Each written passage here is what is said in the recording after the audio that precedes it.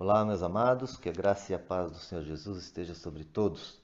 Nós vamos começar a nossa terceira e última aula do nono módulo e vamos continuar com a matéria Eclesiologia e hoje vamos falar sobre as ordenanças da Igreja. Bem, o cristianismo no Novo Testamento não é uma religião ritualista. A essência do cristianismo é o contato direto do homem com Deus por meio do Espírito.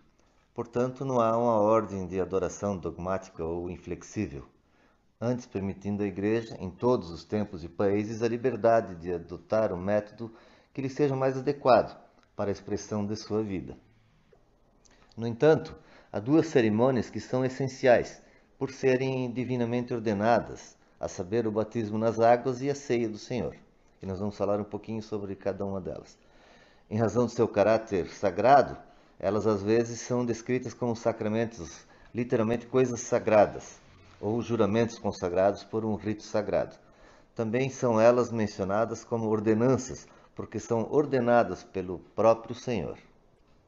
O batismo nas águas é o rito do ingresso na igreja cristã e simboliza o começo da vida espiritual. A ceia do Senhor é o rito de comunhão e significa a continuação da vida espiritual. O primeiro sugere a fé em Cristo e o segundo sugere a comunhão com Cristo. O primeiro é administrado somente uma vez, porque pode haver somente um começo de vida espiritual. E o segundo é administrado frequentemente, ensinando que a vida espiritual deve ser alimentada. Sobre o batismo. A palavra batizar significa literalmente mergulhar ou imergir.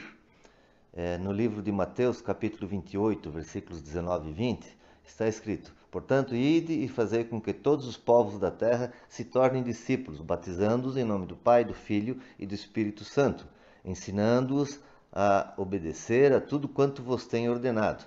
Assim, eu estarei permanentemente convosco até o fim dos tempos. São palavras de Jesus. Essa interpretação é confirmada por eruditos da língua grega e pelos historiadores da Igreja. Mesmo eruditos pertencentes às igrejas que batizam por aspersão, eles também admitem que a imersão era um modo primitivo de batizar.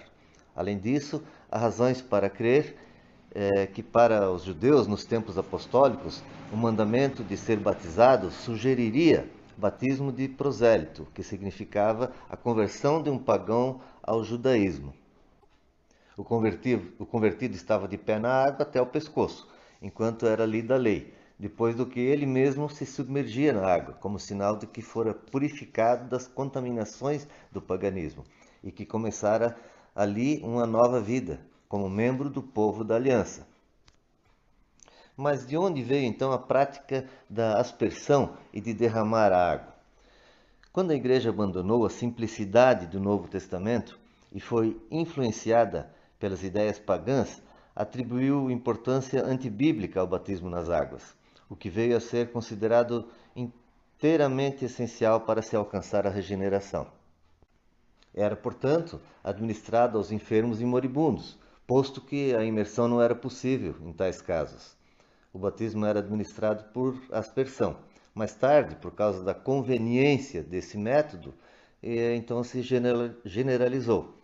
Também por causa da importância da ordenança, era permitido derramar água quando não havia suficiente para praticar a imersão. A fórmula do batismo está no livro de Mateus 28, 19, quando fala, batizando-os em nome do Pai, do Filho e do Espírito Santo. Mas como vamos conciliar isso com o mandamento de Pedro, quando ele fala em Atos 2,38, cada um de vós seja batizado em nome de Jesus Cristo? Como é que vamos conciliar isso? Bem, estas últimas palavras não representam uma fórmula batismal, porém uma simples declaração, afirmando que recebiam o batismo as pessoas que reconheciam Jesus como Senhor e Cristo. Como também Paulo, quando fala que Israel foi batizado no Mar Vermelho em Moisés, ele não se refere a uma fórmula que se pronunciasse na ocasião. Ele simplesmente quer dizer que, por causa da passagem milagrosa através do Mar Vermelho, os israelitas aceitaram Moisés como seu guia e mestre, como enviado do céu.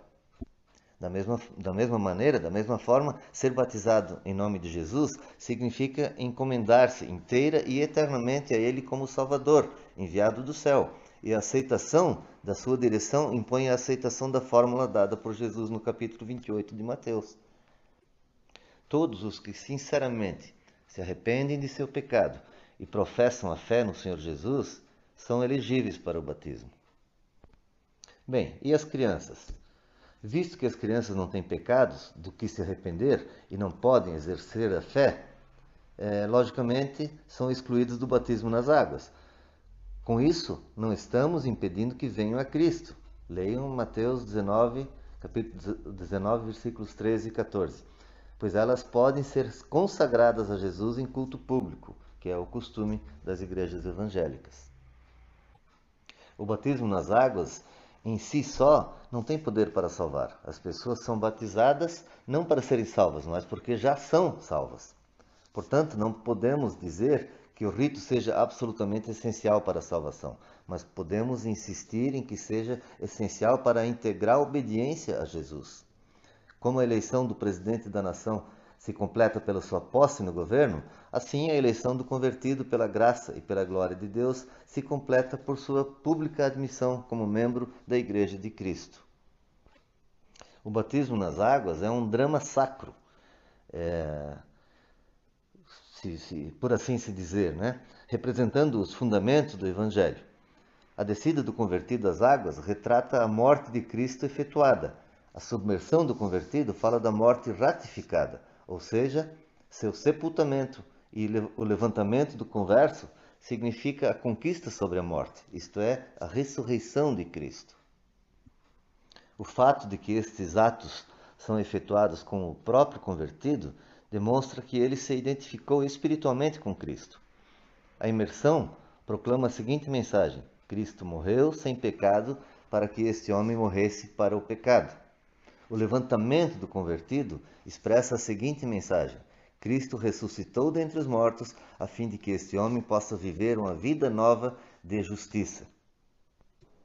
A experiência do novo nascimento tem sido descrita como uma lavagem, um banho, porque por meio dela os pecados e as contaminações da vida de outrora foram lavados.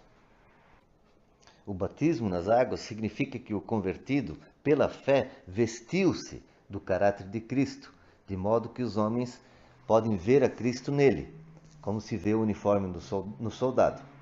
Pelo rito de batismo, o convertido, figurativamente falando, publicamente veste o uniforme do reino de Cristo. Bem, vamos falar um pouquinho sobre a ceia do Senhor. Define-se a ceia do Senhor, ou comunhão, como o rito distintivo da adoração cristã, instituído pelo Senhor Jesus na véspera de sua morte expiatória.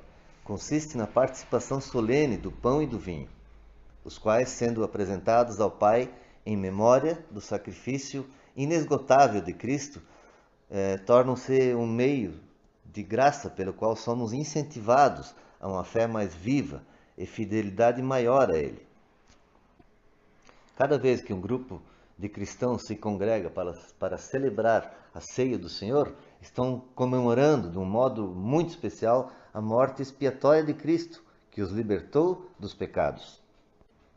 Mas por que recordar a morte, a morte de Cristo, mais do que qualquer outro evento de sua vida? Porque a sua morte foi o evento culminante de seu ministério. E porque somos salvos, não meramente por sua vida e seus ensinos, embora sejam divinos, mas por seu sacrifício expiatório. O pão e o vinho simbolizam dois resultados da morte: a separação do corpo e da vida e a separação da carne e do sangue. O simbolismo do pão partido é que o pão deve ser quebrantado na morte, a fim de ser distribuído entre os espiritualmente famintos. O vinho derramado nos diz que o sangue de Cristo, o qual é a sua vida, deve ser derramado na morte, a fim de que seu poder purificador e vivificante possa ser outorgado às almas necessitadas, que somos nós. Os elementos, especialmente o vinho, nos lembram que pela fé podemos ser participantes da natureza de Cristo, isto é, ter comunhão com Ele. Ao participar do pão e do vinho da ceia, o ato nos recorda e nos assegura que pela fé podemos verdadeiramente receber o Espírito de Cristo e ser reflexo do seu caráter. Em 1 Coríntios 11, 25, Jesus fala: este cálice é a nova aliança do meu sangue. Nos tempos antigos, a forma mais solene de aliança era o pacto de sangue, que era selado ou firmado com sangue sacrificial.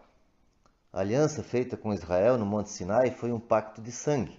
Depois que Deus expôs as suas condições e o povo as aceitou, Moisés tomou uma bacia cheia de sangue sacrificial e aspergiu a metade sobre o altar do sacrifício, significando este ato que Deus se havia comprometido a cumprir a sua parte no convênio. Em seguida, ele aspergiu o resto do sangue sobre o povo, comprometendo-o, desse modo, a guardar também a sua parte do contrato. Isso pode ser confirmado no livro de Êxodo, capítulo 24, versículos 3 a 8. A nova aliança, firmada por Jesus, é um pacto de sangue. Deus aceitou o sangue de Cristo, portanto, comprometeu-se, por causa de Cristo, a perdoar e salvar a todos os que vierem a Ele. O sangue de Cristo é a divina garantia de que Deus é benévolo e misericordioso para aquele que se arrepende. A nossa parte nesse contrato é crer na morte expiatória de Jesus Cristo. Quem deve ser admitido ou excluído da mesa do Senhor? Paulo trata da questão dos que são dignos do sacramento, em 1 Coríntios 11, 20 a 34. Portanto, qualquer que comer este pão ou beber este cálice do Senhor indignamente será culpado do corpo e do sangue do Senhor. Mas isso quer dizer que somente aqueles que são dignos podem chegar-se à mesa do Senhor? Bem, todos nós estamos excluídos nesse caso. Pois quem dentre os filhos dos homens é digno da mínima das misericórdias de Deus? Não, o apóstolo não está falando acerca da indignidade das pessoas, mas da indignidade das suas ações. Em certo sentido, somente aqueles que sinceramente sentem a sua indignidade estão aptos para se aproximar da mesa. Os que se justificam a si mesmos nunca serão dignos. Por outro lado, nota-se que as pessoas mais profundamente espirituais são as que mais sentem a sua própria indignidade. Paulo descreve-se a si mesmo como o principal dos pecadores. O apóstolo Paulo nos avisa contra os atos indignos e a atitude indigna ao participar deste sacramento. E como pode alguém participar indignamente? Praticando alguma coisa que os impeça de claramente apreciar o significado dos elementos e de se aproximar em atitude solene, meditativa e reverente diante do altar na hora da ceia.